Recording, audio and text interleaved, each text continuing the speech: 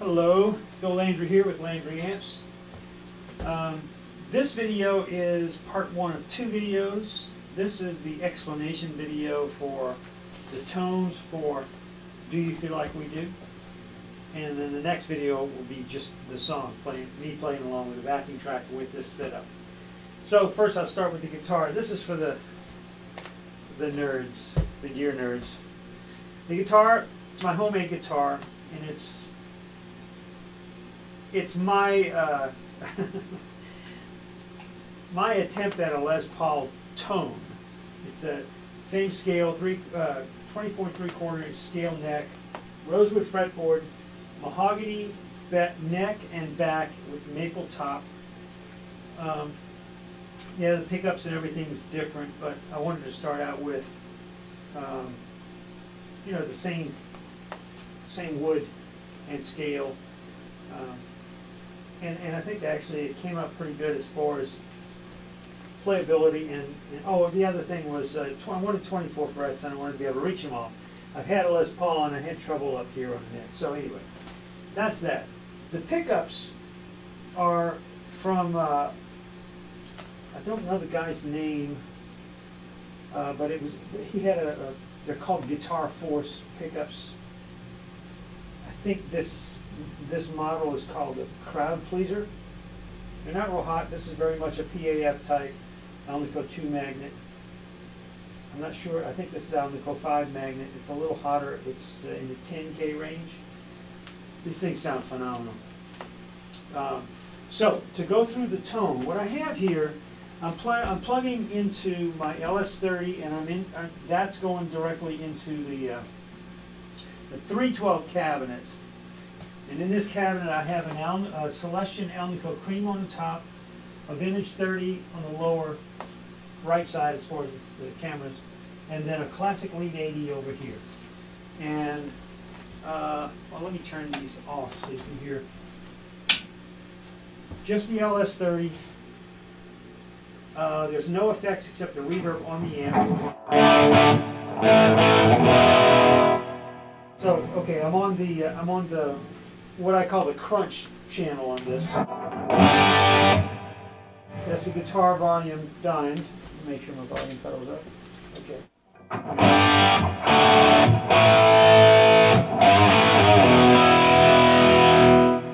Okay, now a lot of this song is done with the volume down. All of the rhythms, the volume is down. Like I'm on about 3, 2.5 to 3. Let's see, 2.5. And then also some of the lead portions are done with that volume there. One thing I love about Frampton is his dynamics, especially, well, so much of that live album. He didn't just turn his volume up and go, or, you know, there's a lot of variation in the effects he used. I don't know all that much about it, but I've been told I know he uses a Leslie a lot. He uses also a Phase 90 and delay. And, but the details as of when and where, I don't know much about it. But I have a Phase 90, and I have, I'll post a picture of this. It's a customer of mine named Rick Weaver. Makes a pedal called the Scarlet Vibe, and it sounds great. And I'll be using both the Phase 90 and the Scarlet Vibe. I'll show you that in a minute. But first of all, so this amp has no effects except the reverb, and then when I turn on either one of these on the front end. In the loop, I'm coming out and I'm going into my 2 MIDI verbs. One of them's not doing anything. The other one I have for a delay setting. But instead of coming back to here, I'm coming back into these 2 amps. That's Vintage 30s, and this is greenbacks.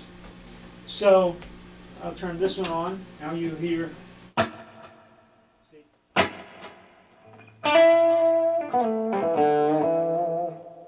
it's just one repeat delay. And the same thing on the other side. I could do this easily with just one of these amps, but in the room it's nice to have the 2.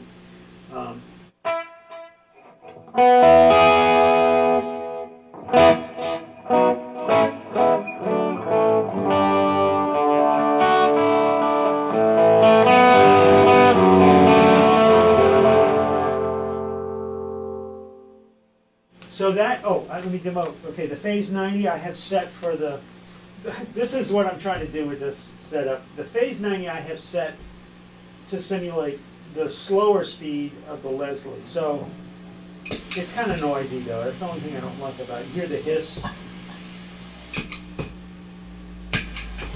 But that's the...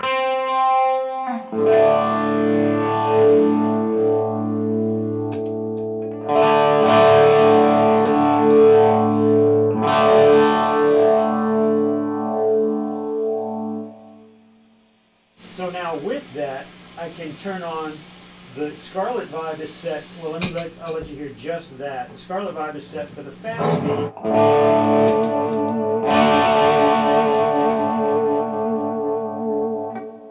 I'm not sure I have that right necessarily, but what I'm doing is using the two of them together. So usually I'll have this on.